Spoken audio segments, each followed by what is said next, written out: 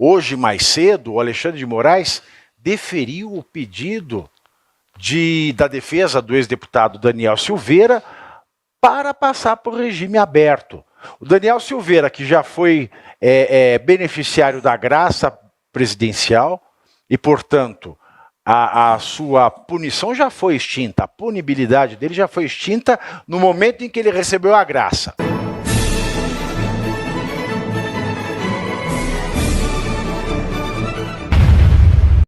Porque você tem que ser muito louco para dar crédito para esse tipo de loucura. Aliás, falando em loucura, hoje mais cedo, o Alexandre de Moraes deferiu o pedido da defesa do ex-deputado Daniel Silveira para passar por regime aberto.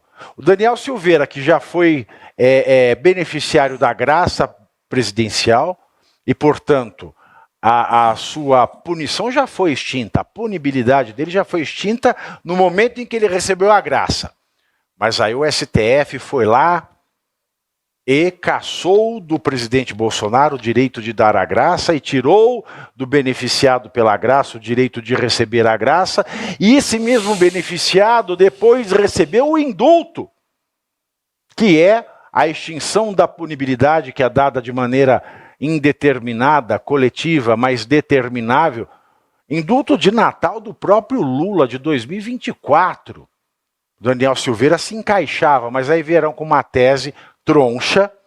Não cabe anistia, graça ou indulto para quem cometeu crime antidemocrático. Primeiro, que não existe tal categoria, crime antidemocrático, e segundo, que mesmo que existisse, ele não está previsto no inciso 43, artigo 5º da Constituição. Então agora o magnânimo careca pega um sujeito que já tem, pela lei, pela Constituição, pelo raio que o parta, a sua punição extinta, e concede-lhe o regime aberto. No entanto, ainda, o Moraes ressaltou que Silveira deve observar uma série de condições gerais obrigatórias, como o uso de tornozeleira eletrônica e a proibição do uso de redes sociais. Além disso, mesmo em regime aberto, Silveira deve obedecer o recolhimento domiciliar durante a semana no período noturno, das 19 às 6 da manhã e integralmente nos fins de semana e feriados. Daniel Silveira foi condenado a 8 anos e 9 meses de reclusão e já teve a sua punição suspensa, tanto pela graça quanto pelo indulto, mas ainda é humilhado por Alexandre de Moraes. Caivano. Não há ninguém nesse período todo que a gente acompanha tudo isso, né, Pavinato, essa loucura, como você chamou, que não tenha, que tenha sofrido tanto quanto Daniel Silveira. É inominável, não dá para medir, ou seja, é incomensurável o sofrimento dele e da sua família. É o que você disse. Vamos começar pela forma dessa criminalização. Foi uma criminalização por opinião. Ele foi apenado por uma figura de linguagem, porque é impossível você bater em qualquer pessoa com um gato morto até ele miar. É uma figura de linguagem para demonstrar o excesso. Ele foi condenado por isso, em virtude disso. Mas olha o detalhe tão pequeno, porque o diabo mora nos detalhes. Sim. Ele foi preso, sabe por quê? Não foi pelo crime principal do qual o acusavam, sem poder acusar, já que como parlamentar gozaria de imunidade parlamentar, mas por coação no curso do processo. Olha que interessante, hein, Pavinato, que você Dentro deste crime, que não caberia uma modalidade de prisão preventiva, porque a pena ela tem um tempo inferior ao mínimo legal para comportar flagrante ou preventiva, ele foi preso preventivamente, depois também condenado por um segundo crime, que é a coação no curso do processo. Esse processo que não caberia uma pena dessa. Então, ou seja, a desgraça dele foi o crime acessório ao crime que ele não poderia ter cometido porque tinha imunidade. Eles são maquiavélicos. Mas aí depois de tudo isso... Mas eu tenho o olho de Tandera, eu vejo além do alcance. Mas aí depois de tudo isso, pelo que você falou também, agora há pouco, foi incluído o tal do crime antidemocrático, porque ele não teve direito à graça nem a um indulto. Onde isso pode fazer algum sentido, Pavinato? Não faz sentido na interpretação, porque está lá muito bem descrito no artigo 5º, inciso 43, não comporta, não está lá no rol, mesmo que fosse, mesmo que ele tivesse cometido, não seria desprovido da graça, e além de tudo isso, ele foi obrigado, diferentemente de qualquer preso comum no Brasil, depois do cumprimento de 1/6 da pena, 16%, ele não pôde ir para o regime aberto. Ele só está indo agora depois do cumprimento de 25%. Então, de novo, eu vou usar a mesma expressão. De qualquer lado que você esteja, concordando ou não, ou discordando do que fez, do que disse, do que pensou Daniel Silveira. Não dá para entender isso como normal. Nós não vivemos a normalidade no Brasil, Pavinato.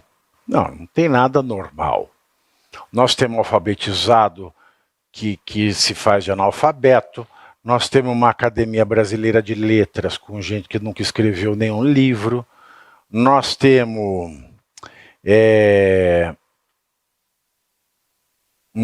um presidente que já foi chamado pelo decano do STF como chefe de uma cleptocracia e que depois, sabe-se lá Deus por quê, foi considerado a única opção viável para o retorno ao republicanismo democrático.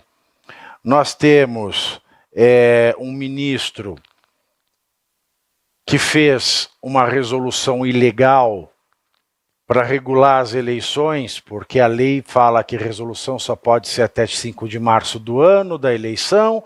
Aí a eleição daquele ano é regulada por uma resolução de 20 de outubro daquele ano, e a gente não consegue explicar que 20 de outubro vem antes de 5 de março, mas a gente fala isso, a gente que é golpista, a gente que é mentiroso, porque pela primeira vez na vida, eu nunca achei que fosse passar por isso.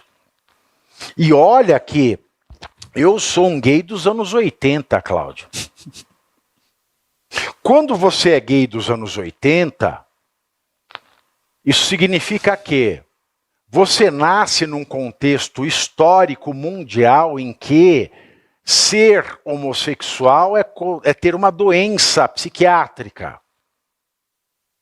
E, pior ainda, nascendo nos anos 80, você tem uma doença psiquiátrica e vai morrer de AIDS. Que é isso que fica na sua cabeça. Então você veja que nós vivemos hoje um tempo em que, ao mesmo tempo em que a questão da homossexualidade deixou de ser doença e que ninguém mais morre de AIDS se cuidar, aliás, nem pega mais o HIV se cuidar, ao mesmo tempo que isso acontece, não pode entrar na minha cabeça eu ser chamado de extremista, de golpista, de qualquer outra coisa, de mentiroso, por sustentar que 20 de outubro vem depois de 5 de março. Mas quem é do bem? Quem é o detentor da verdade, do poder, do amor, da justiça, da democracia? São sujeitos que sustentam que 20 de outubro de 2022 veio antes de 5 de março de 2022. E se não sustentam isso, se negam a responder uma pergunta tão básica para continuarem a vilipendiando, para continuarem a dizendo que é um vilão, que é um câncer a ser combatido, que é uma doença aquele que sabe ler o calendário. Não precisa nem ler texto, basta ver o calendário, a folhinha. E qualquer analfabeto sabe manusear a folhinha.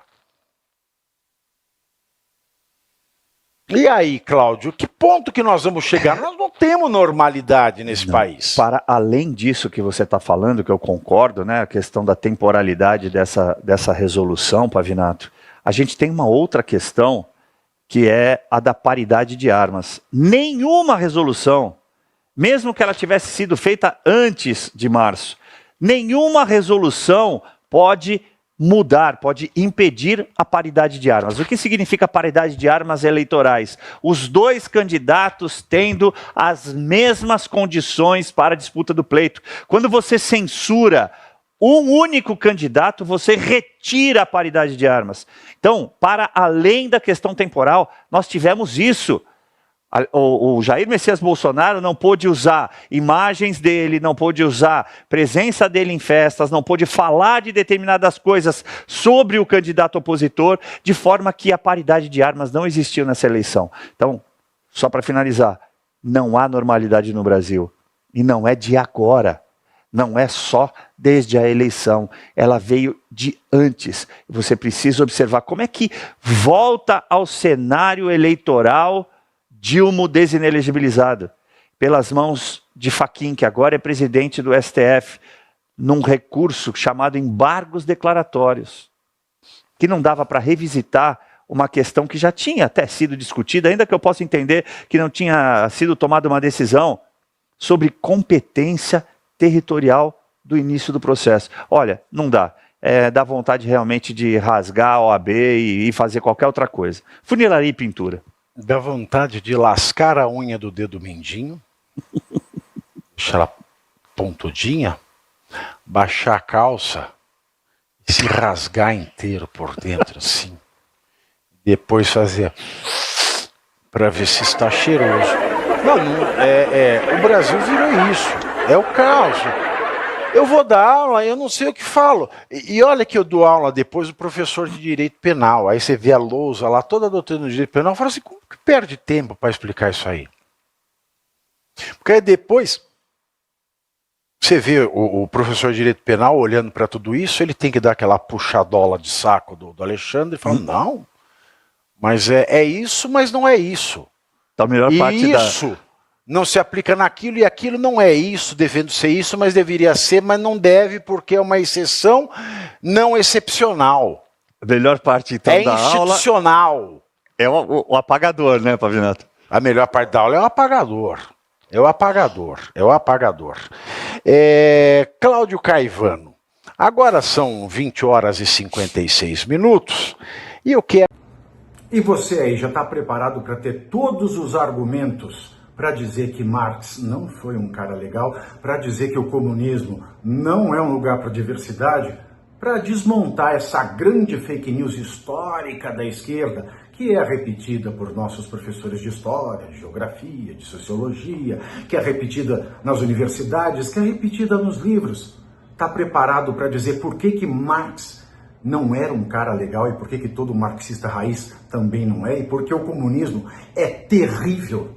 Você já leu Nos Anais de Marx? Pois é, aqui nesse livro você vai encontrar tudo o que você precisa saber para responder aquele sabichão que diz que Marx é um cara legal. Pois não é. Leia agora Nos Anais de Marx, a trolha do comunismo transviado para encaçapar idiotes. À venda em todas as livrarias do Brasil, pelo site ou nas lojas físicas. Não deixe de ler.